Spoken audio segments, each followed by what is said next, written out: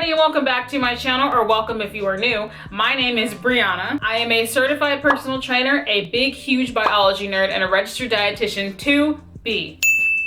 We are gathered here today for another segment of Personal Trainer Reacts to Beachbody coaches sharing their workouts. We've got a few interesting videos today, so grab your drink of choice. I recommend against Shakeology and settle in. Before we continue, if you love science-based health, wellness, and fitness education with some funnies along the way, hit that subscribe button right damn now. Without another second of introduction, let's dive in. Need my hydration for this one.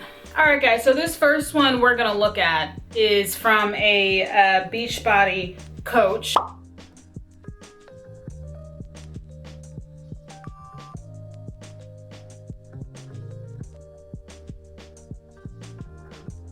This exercise is so simple, but it's somehow still excessive. Why even do this? What's wrong with a regular reverse lunge? My biggest issue with this is, even though this exercise looks simple, someone in a larger body or someone with joint issues of the lower extremities will probably have issues doing it this way. Also, once again, what's wrong with a regular reverse lunge? This is one of those exercises that we see that's like simple, but it still somehow manages to be excessive in a really dumb way. I just don't understand what the sitting back on the working leg is doing that a regular reverse lunge can also do.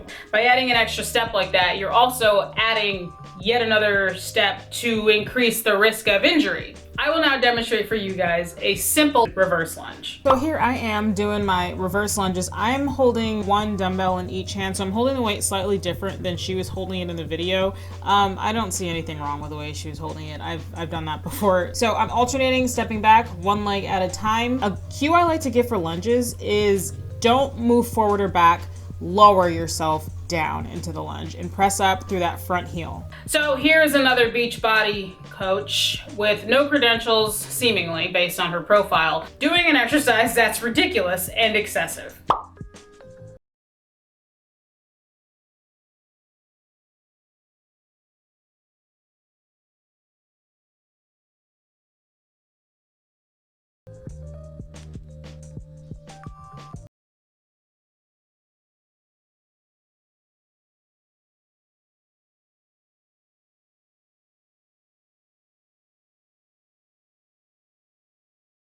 Her upper body is doing an exercise called a Renegade Row, and her leg is...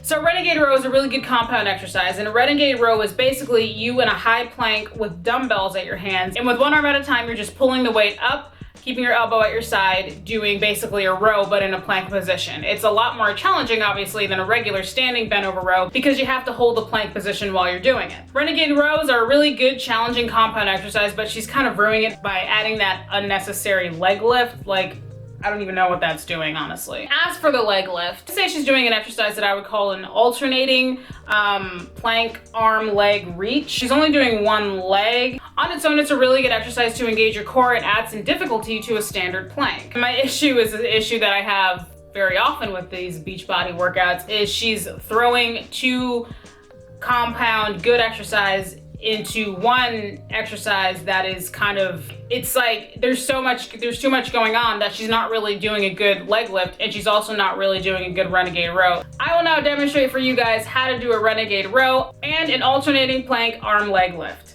All right, guys, so here are Renegade Rows. You want to start in a high plank position, holding the one dumbbell in each hand, obviously. An important thing that I want to mention here is as you're pulling the weight up, and you want to really use your back to pull the weight up, not just your shoulder or your arm to pull the weight up. And here's that other exercise. I honestly don't even really know what to call this. I think I just call it a plank, like alternating arm leg reach. If anybody else has like an official name, please let me know below. This exercise looks easy, but it's actually quite hard. It really tests your balance. It's important here to just really go nice and slow. This will engage your entire core.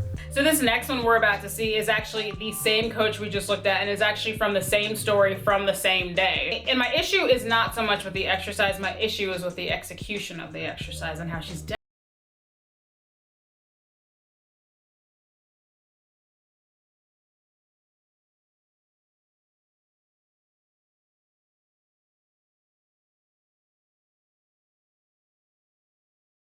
So the exercise she's doing is a dumbbell lateral lunge, and she's doing it poorly. She's bending over at her hips way too much. Her body needs to be more upright, and she's just not sitting low enough into that lunge to get the full benefits. The way she's doing it is pretty much all quads and no glutes, which a good lateral lunge should fire up your glutes as well as your quads. I will now demonstrate for you guys how to correctly execute a dumbbell lateral lunge. All right, guys, lateral lunges. I'm gonna admit that this exercise is sometimes a little tricky for me. It's the balancing thing. So if your balance is not the greatest like mine, then you may find yourself having to kind of work around and find your footing a little bit more. If that's the case, go slow and maybe don't even hold dumbbells in your hands. The key takeaways for here are that I am engaging my abdominals to keep my body upright, and I'm not kind of rounding out my back. I'm sitting low enough into that lunge that the working thigh is getting at least parallel to the ground, and I'm pushing up through my heel of that working leg, and I'm feeling it in my glutes. So this next exercise is another Beachbody person. This video was actually sent to me in my DM, so thank you to the person who sent this to me if you are watching this.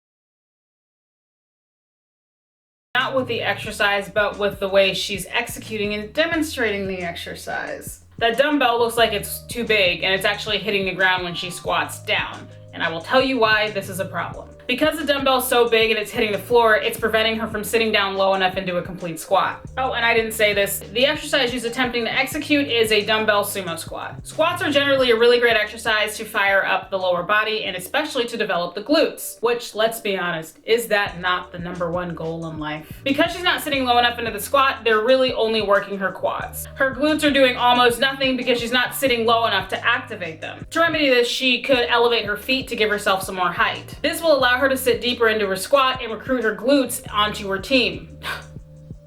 I'm sorry. Recruit her glutes even more in the exercise. I will now demonstrate for you an elevated dumbbell sumo squat. Okay guys, dumbbell sumo squats, specifically dumbbell elevated sumo squats. If you choose to elevate yourself onto something so that you can get a deeper sumo squat, whatever you use, just make sure it's nice and sturdy on the floor. Key takeaways here are I'm engaging my abdominals to keep my chest upright and my back straight as I sit down into the squat. My toes are pointed slightly outward as they do naturally, and as I'm pressing up through my heels, I'm clenching my glutes at the top without locking out my knees. So for this next exercise, I just wrote catastrophe in my notes. So here we go.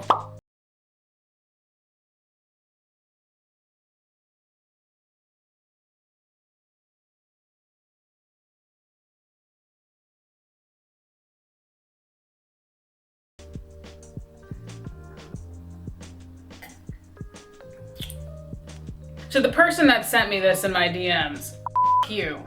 I'm just kidding. But seriously, what the heck? Why?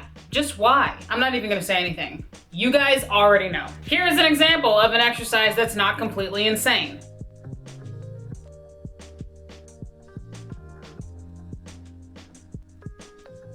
Well, I lied to you. This exercise might look a teeny bit insane, but the pro is that it's a lot less eccentric, and this exercise actually does a better job at targeting larger muscle groups than whatever that coach was doing. I am just doing an exercise that I call squat jacks. They're kind of like jumping jacks, except when I'm down at the bottom of the jump, I am sitting low into kind of like a wide low sumo squat, and then I'm just popping my feet back in as if I were doing a regular jumping jack. I say this every video and I'm really never gonna stop saying it. Seriously guys, most of these coaches are not fitness professionals. And what's worse is it's not required for you to be able to call yourself a coach. Some people may jump in my comments and are like, well, some of them are personal trainers. You know what? That's even worse. For the fitness professionals out there that are associated with Beachbody, I'm not listening to a damn thing you say. In fact, I'm actually questioning your judgment. And for all these super trainers, I think you need a new PR person.